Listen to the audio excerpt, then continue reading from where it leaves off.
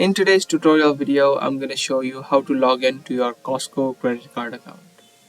Costco Anywhere Visa card is a card issued by Citibank. So to log into your account, you'll need to visit the website of Citibank. So first of all, open up your web browsers and search for citibank.com. Once you're on the website of Citibank, you can see this login box. Now to access your credit card account of Costco, which is actually issued by Citibank, you can type in your login details in this box. So first of all, type in your user ID that you created and also type in the password. Now if you don't remember either your user ID or your password, you can click on these links which say forgot user ID or password.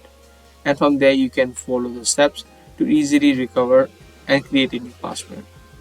Now once you fill in both this information, you can just click on sign on and you'll be successfully logged in to your Costco credit card. So that's all it takes to log into your Costco credit card account online. Be sure to give this video a thumbs up and also subscribe to our channel for more daily tutorials just like this. That's going to be all for today's video. Thanks for watching.